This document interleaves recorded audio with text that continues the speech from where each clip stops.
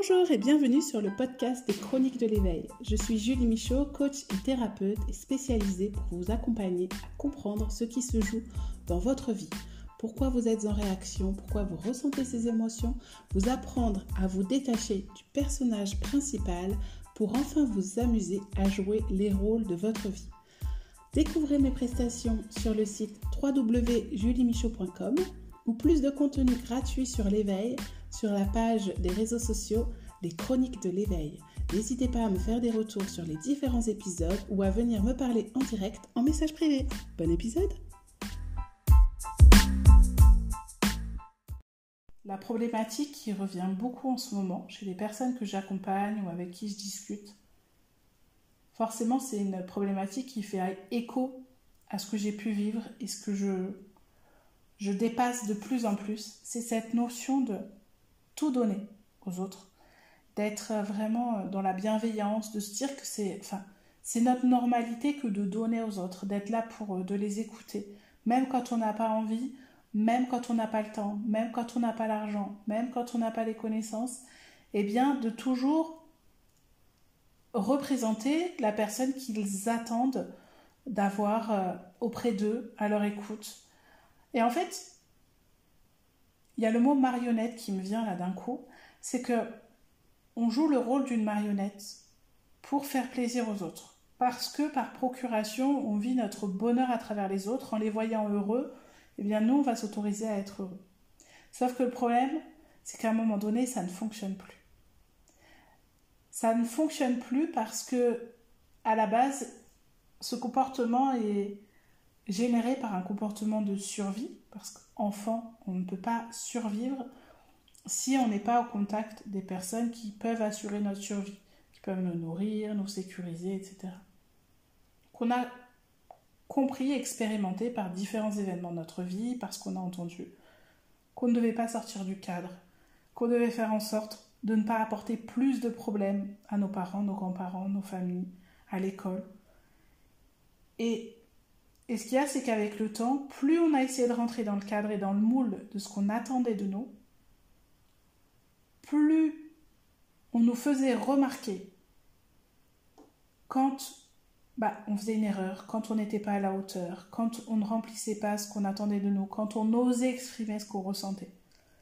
Et c'est démultiplié, et ça paraît comme de l'injustice, parce qu'à côté de ça, les personnes qui, elles, ne sont jamais au rendez-vous, qui, elles, ne sont pas respectueuses, qui, elles, ne sont pas bienveillantes, on leur dit jamais rien. Comme si on était habitué à ce qu'elles jouent ce rôle, mais que nous, on nous a demandé de jouer le rôle de la femme parfaite, de la petite fille parfaite, de celle qui n'a pas besoin des autres, qui se débrouille toute seule, qui est autonome, qui est autodidacte, qui va être là pour tendre la main aux autres.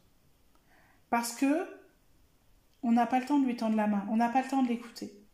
Parce qu'on est tellement noyé dans nos problèmes, nous, qu'on ne va pas aller écouter la personne gentille qui est, elle, celle qui est censée être disponible à écouter nos problèmes. Donc,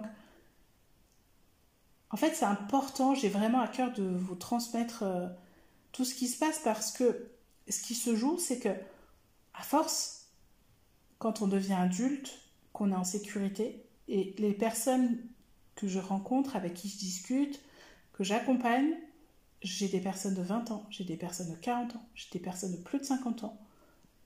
C'est pas une question d'âge, c'est vraiment une question de si je ne fais pas ce qu'on attend de moi, je suis rien. Je ne suis pas assez. Si on me fait remarquer que je ne suis pas à la hauteur de ce qu'on attendait de moi, eh bien je ressens de la honte ou de la déception. J'en ai parlé dans un épisode précédent, j'avais pris conscience de cette notion de déception. Et en fait, la difficulté qu'il y a, c'est qu'on croit qu'on est seul en ces moments-là, parce qu'on se rend compte qu'on est celle qui écoute les autres. Donc on ne sait plus à qui on peut se confier, sans que les autres qui sont noyés dans leurs problèmes projettent sur nous leurs propres problèmes, ramènent les sujets de conversation à elles ou à eux. Et donc, on ne s'autorise pas à être vulnérable, on ne s'autorise pas à se confier, on ne s'autorise pas à se plaindre, on ne s'autorise pas à sortir du cadre, parce que dès qu'on sort du cadre, qu'on n'est pas assez, qu'on aurait pu mieux faire, on nous le fait remarquer. on va nous prendre en exemple, que lorsque l'on va oser dire une vérité à quelqu'un, même de façon neutre, même un simple fait, la personne en face ne l'accepte pas et va retourner la situation contre nous. Et ce qui se passe, c'est qu'à force de faire ça, à force de subir tout ça, il y a des crises de panique, il y a du stress, il y a de la culpabilité. Cette culpabilité qui va plonger, en fait, je me rends compte qu'il y a plein de personnes qui souffrent de ça, qui me disent, mais c'est pas que je suis suicidaire, mais dans ces moments-là, en fait, dans ces moments-là, on s'excuse vraiment d'exister et on se dit, à quoi bon? À quoi je sers dans cette vie? Puisqu'on n'est pas connecté à notre vie, on vit pour les autres tout le temps. On essaye, et en fait, c'est là où intervient le conflit. Et ça intervient souvent quand on commence à se poser des questions sur nous-mêmes, parce que avant ça, on est en automatique. Donc on subit, on écoute, on est là pour tout le monde, on est dans le faire, on est dans l'action. Sauf que quand ça va trop loin, eh bien on a des crises, vraiment des crises d'angoisse, des crises existentielles qui viennent dire, mais jusqu'où je vais subir ça? Pourquoi je subis ça? Pourquoi je mérite ça? Alors que j'ai toujours tout fait bien. Globalement, par rapport à d'autres personnes, je respecte les normes, je respecte les règles, je respecte ce qu'on attend de moi. Qu'est-ce que je peux faire de plus? Cette espèce d'insatisfaction générale, pourquoi est-ce qu'on vient encore me mentir? Pourquoi est-ce qu'on vient encore tester ma gentillesse? Pourquoi on vient me dire que c'est encore de ma faute? Et c'est ce qui crée des conflits dans les couples, dans les familles, et c'est tourné de façon dramatique, c'est-à-dire qu'en plus, quand il y a un conflit ou un malentendu avec quelqu'un, il y a un espèce de scénario dramatique autour de cette histoire qui s'amplifie, tout le monde va le nourrir. Et le focus va être vraiment sur vous n'êtes pas capable de vous entendre, ou ça va mal finir, ou c'est dramatique, ou c'est toxique, ou c'est malsain, ou je ne sais quoi.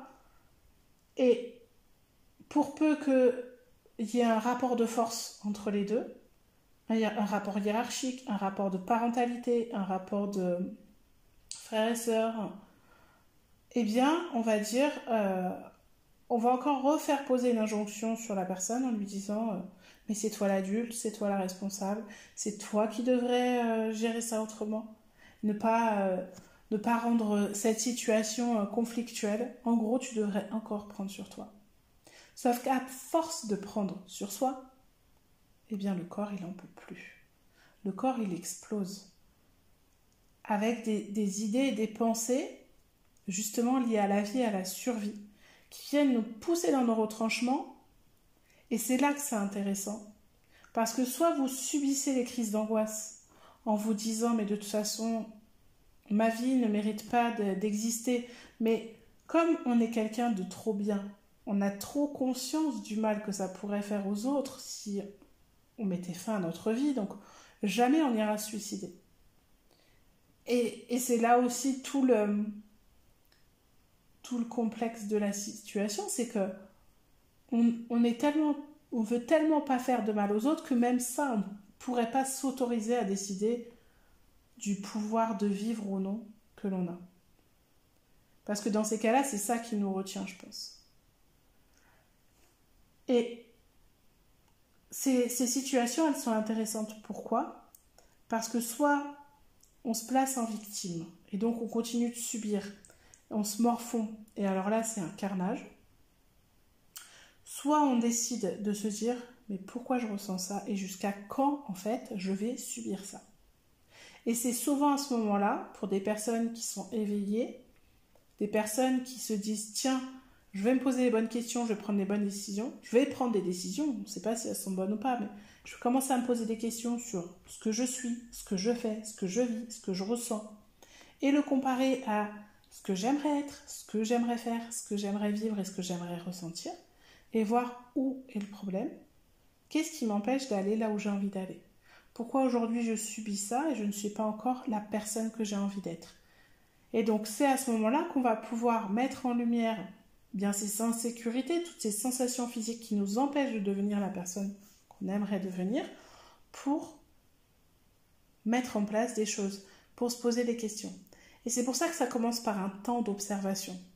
Parce que si on n'a pas conscience qu'il y a des moments où on s'excuse de vivre, où on a l'impression de ne pas être à la bonne place, où on a l'impression que personne ne nous voit tel que nous sommes vraiment, on ne peut pas prendre conscience que finalement, c'est nous qui nous sommes interdites, d'une certaine façon, qui nous ne sommes pas autorisés à plonger dans cette introspection de se dire « Mais qu'est-ce que j'ai envie de vivre ?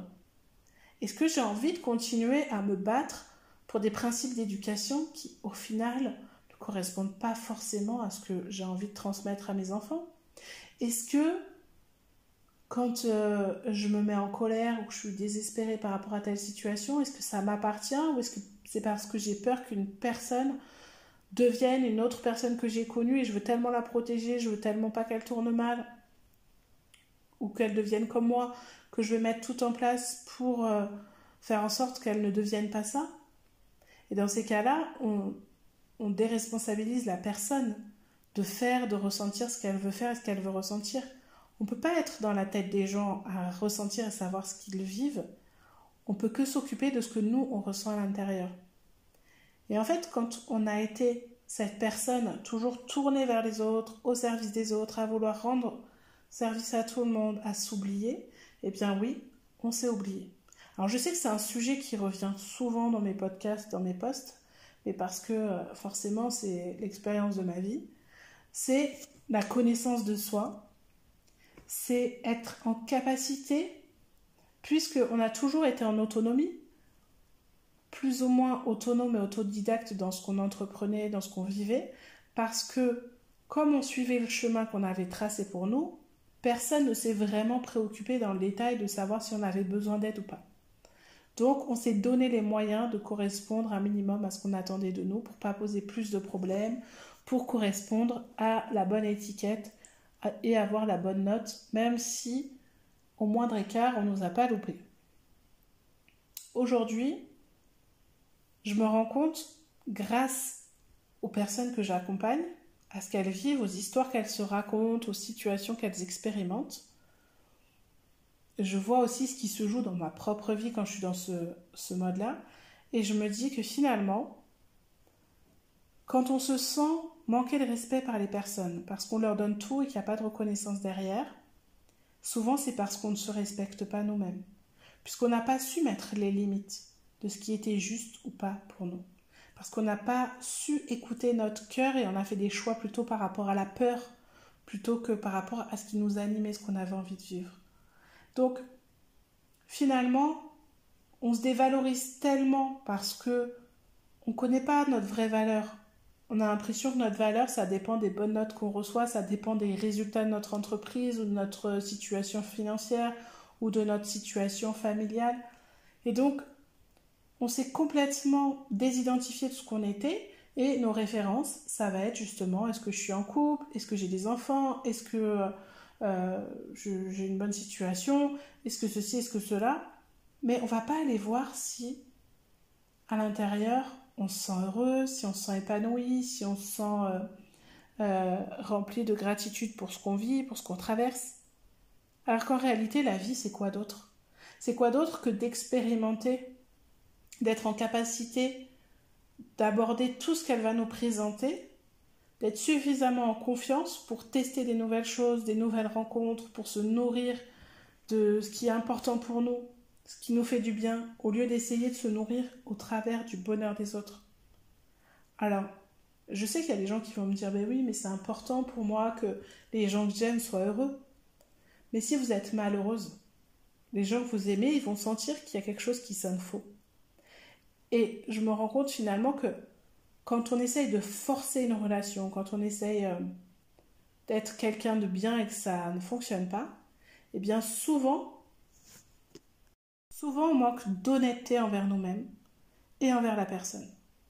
Parce que finalement, l'intention derrière, c'est pas une intention fluide, c'est pas une intention bienveillante de se dire j'aime cette personne, je me sens bien avec elle. Non, c'est comme si on devait prouver quelque chose qui montre encore une fois qu'on a de la valeur, qu'on est quelqu'un de bien et qu'on mérite d'être aimé. Sauf que la vie, dans la vie, chacun est tourné vers sa propre histoire, son propre ego. Et on a l'impression que les gens sont tout le temps en train de nous noter, de mettre des notes, là, comme si on était à Danser avec les stars, que chaque scène de notre vie, on a l'impression qu'il y a quelqu'un qui va dire ah là, je mets un 5 parce que elle n'a pas été assez à l'écoute. Ah bah là, elle a osé dire sa vérité, ça l'a vexé, hop, je mets un 4. Non. Finalement, on ne vit pas dans une grande télé-réalité, il n'y a personne qui nous observe. Alors après, on peut croire qu'il y a quelque chose de plus grand, de plus haut, mais peu importe. Tous, même le divin, même cette intelligence divine, on peut l'appeler comme on veut, cette intelligence qui fait que le monde tourne comme il tourne aujourd'hui, que toutes les planètes ne se percutent pas, que notre corps humain fonctionne tout seul, c'est que oui, il y a une intelligence du vivant, de la nature qui existe, et on y est tous connectés, et on est tous interconnectés. Mais si l'intention de nos relations, elle n'est pas simplement d'éprouver du bonheur, de se nourrir des échanges qu'on a avec les autres, elle est juste parce que inconsciemment, ça nous protège de nous dire je dois faire ça, je dois être comme ça, il faut que, ça va pas être fluide. Et c'est ça qui crée des conflits ensuite, dans les familles, dans les couples et en soi-même. C'est que finalement, entre ce qu'on a envie d'être, ce qu'on a envie de faire et ce qu'on croit qu'on doit faire et être, bien, il y a un conflit.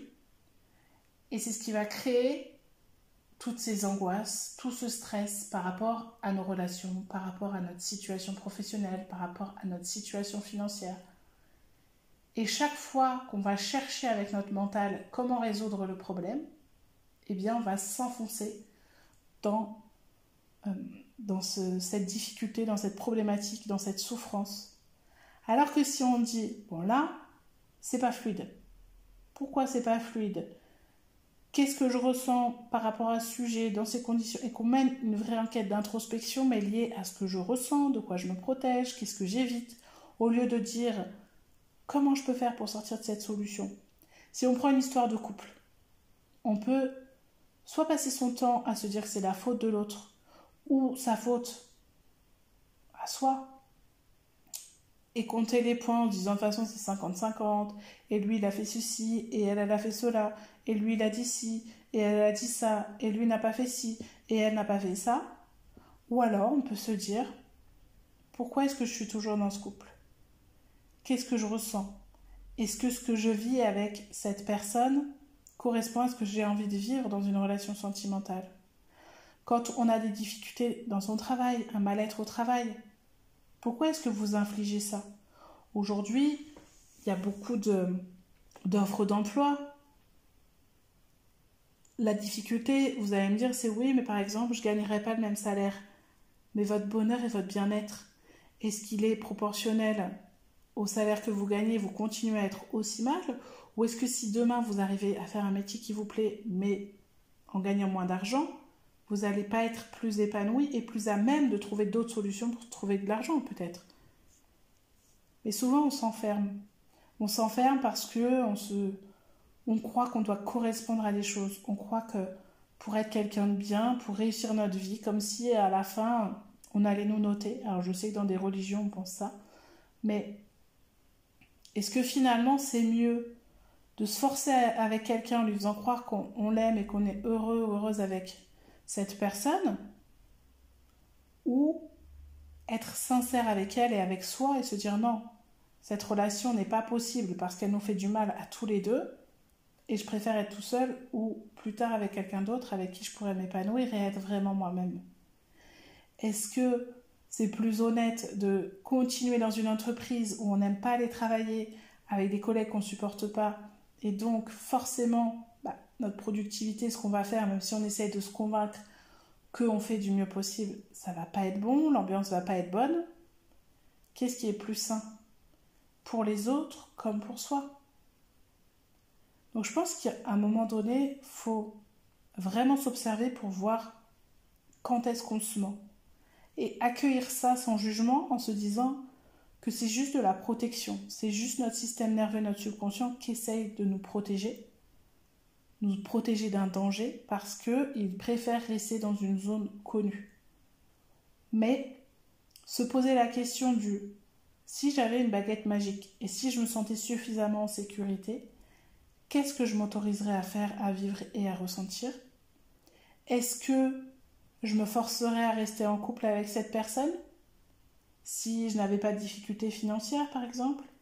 Est-ce que je continuerais à aller à ce travail si j'avais la possibilité de faire le travail qui me plaît ou de ne plus travailler? Pourquoi est-ce que je m'inflige ça? Est-ce que c'est pour simplement assurer la sécurité de mon foyer? Mais dans ces cas-là, si je suis maman, par exemple, qu'est-ce que je veux transmettre à mon enfant comme image? Une maman qui souffre, qui subit sa vie, qui montre qu'elle est forte, mais sans montrer ses émotions, et qui passe son temps à aller travailler, et qui pleure le soir parce qu'elle n'a même pas assez gagné, ou elle a travaillé dans des conditions qui n'étaient pas honorables? Ou est-ce qu'on a envie de montrer à son enfant que dans la vie, quand ce qui se présente ne nous correspond pas, on a toujours le pouvoir de changer les choses, on a toujours le pouvoir de voir les choses autrement, on a toujours la possibilité de rendre quelque chose plus amusant, dans le sens où si cette situation ne me convient pas, comment est-ce que je peux la changer, la faire évoluer, la voir autrement? Donc pour revenir à cette idée que lorsque l'on est vraiment gentil au service des autres, on a tendance à se sacrifier, à vivre au travers des autres, ne soyez pas surprise si ça vient vous bousculer à un moment donné où vous êtes en introspection, où vous commencez à vous poser des questions sur vous-même. C'est justement parce qu'il y a la partie de vous qui a envie de se réaliser, qui a envie de créer, qui a envie d'être libre, qui a envie de se sentir autonome, qui n'a plus envie d'être contrainte par les autres, par les réflexions des autres, qui a envie simplement de vivre, qui est là, qui veut se manifester. Et qui est un petit peu en conflit et en combat avec celle qui a représenté ce qu'on attendait d'elle toute sa vie. Donc si vous voulez faire ce travail d'introspection, c'est difficile pour vous, je vous invite à me contacter. J'essaye, là, je suis en train d'écrire des cahiers d'introspection. Mais c'est surtout au travers de mes questions que je vais vous aider à y voir plus clair. Parce que je suis passée par là et que finalement, plus je suis connectée à ce que je veux vivre, à ce que je veux ressentir, à ma vérité, plus j'arrive à fixer les règles du jeu dans les relations, dans mon quotidien, mais avec sérénité et calme, avec sécurité. C'est-à-dire que c'est pas pour prouver quelque chose, c'est pas pour me faire respecter, c'est pas pour démontrer quelque chose. C'est juste comme ça. C'est que je sens à l'intérieur de moi que, par exemple, je ne vais plus avoir l'espace pour certaines personnes. C'est que je sens à l'intérieur de moi que je n'ai plus envie de me sacrifier, de me mettre en colère, d'être déçue par des situations. Donc je préfère mettre les choses à plat et dire clairement à la personne, voilà où on en est, voilà comment moi je conçois les choses. Soit on considère qu'on est des partenaires et on avance ensemble, on est une famille et on avance ensemble, on est liés, soit on se met dans le combat, on est en compétition l'un contre l'autre, et dans ces cas-là, on continue de nourrir un scénario dramatique qui va faire que nous faire du mal, et qui va être toxique et qui va nous faire perdre du temps, de l'énergie. Donc, connectez-vous vraiment, encore une fois, j'ai dû le dire 1000 fois pendant cet épisode, mais à ce que vous voulez ressentir et vivre, et demandez-vous si c'est en accord et si c'est juste avec ce que vous êtes aujourd'hui. Est-ce que vous êtes dans cette notion de « je dois faire » pour être quelqu'un de bien, ou est-ce que vous arrivez à vous dire simplement « je suis quelqu'un de bien parce que plus loin je suis ». En étant moi-même, de toute façon, je suis quelqu'un de bien puisque mon intention à la base est bonne. Donc j'ai pas besoin de me forcer ou prouver quoi que ce soit à qui que ce soit, puisque de toute façon, j'ai fait ça pendant des années et au final, j'ai pas de retour. Donc pourquoi perdre du temps et de l'énergie encore pour des personnes? Parce que tout ce temps-là qui passe, je peux pas le rattraper pour moi. Personne ne va me le rendre. Alors ok, je ressens de la gratitude, je me sens bien d'avoir fait ça pour les autres, d'avoir été à leur écoute. Ça m'a peut-être même personnellement, moi, permise de pouvoir faire ce métier que je fais aujourd'hui, parce que j'ai cette capacité d'écouter les autres, de comprendre, de décoder ce qui se passe en eux, etc. Mais Aujourd'hui, je fais le choix de prendre le temps, consciemment ou non, que je donne aux autres, l'espace que je partage avec les autres. Je n'ai plus envie de me forcer et je vous invite vraiment à faire la même chose parce que sinon vous allez vous retrouver comme les personnes que je reçois dans des grandes angoisses, dans des grandes crises de stress, dans des insomnies, dans des remises en question et au lieu de vivre votre vie, vous serez tout le temps en train d'analyser ce que vous avez fait de bien ou de mal. Et en fait, vous n'avez rien fait de bien ou de mal. C'est juste que vous êtes déconnecté de vous-même, c'est juste que vous êtes oublié. Et que plus vous allez vous connaître, plus vous allez vous comprendre, plus vous allez pouvoir créer une vie juste. Et ça, personne ne peut vous apporter cette réponse. Donc ne rentrez pas dans le jeu des personnes qui se reposent sur vous. N'attendez pas de l'extérieur que les personnes, les thérapeutes, les chamans, les voyantes, etc., les coachs, vous donnent la réponse. Soyez ouverte à entendre, à voir cette réponse à l'intérieur de vous ou par le biais des questions de ces thérapeutes, trouvez la réponse en vous. Mais si vous cherchez que avec votre tête, ça ne va pas fonctionner. Donc, semez des graines, lâchez, passez à l'action en vous demandant quelle est l'action appropriée et adaptée que je peux faire maintenant pour vivre la vie que j'ai envie de vivre. Et petit pas par petit pas, vous allez voir que finalement, vous allez déployer une énergie et un temps pour vous énorme. Que vous allez pouvoir réaliser vraiment vos projets. Si vous voulez manifester des choses dans votre vie, attirer à vous des choses dans votre vie, que ce soit l'argent, l'amour, la paix, la bienveillance, eh bien demandez-vous quelle action je peux faire maintenant. Parce que sans action, il ne se passera rien. Et laissez à votre inconscient le temps d'infuser tout ce que vous avez envie de vivre, tout ce que vous avez envie d'être, et soyez simplement conscient des opportunités qui se présentent autour de vous. Et c'est ça, entendre les signes. C'est pas juste regarder les heures miroirs et se demander, tiens, ça signifie quoi? C'est pas juste se dire, ah, il m'a dit ça, oh, je trouve pas ça, c'est un signe que... Non, c'est être là, maintenant. Focus sur votre projet, sur votre objectif de vie, pour pas vous laisser saboter, entre guillemets, par votre objectif de survie, et voir s'il se présente, s'il vient mettre des blocages dans ce que vous avez envie de vivre, eh bien, c'est là que vous allez pouvoir le voir. Parce que vous allez être pleinement conscient de ce que vous vivez, ce que vous traversez, ce qui se présente à vous maintenant. Donc, l'idée, c'est pas de débattre est-ce qu'il faut être gentil ou pas, c'est plutôt ok, ma nature fait que c'est normal, c'est inné, c'est évident d'être au service des autres, c'est évident de se préoccuper du bien-être des autres, mais à la condition que je me préoccupe autant de mon propre bien-être, de ce que je veux vivre et de ce que je veux faire, et que je n'attende pas des autres qui m'apportent la validation pour exister et pour être moi.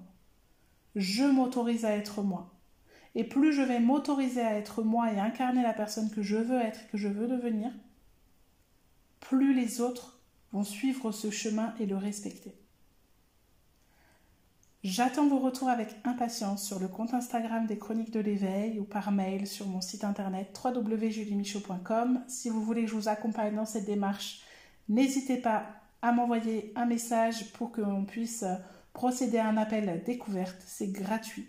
Je vous l'offre pour que vous puissiez voir si je suis la bonne personne pour vous aider à y voir plus clair, pour calmer vos angoisses, votre stress, réguler votre système nerveux, pour comprendre ce que vous vivez et pour mieux vous connaître. Je vous dis à très bientôt.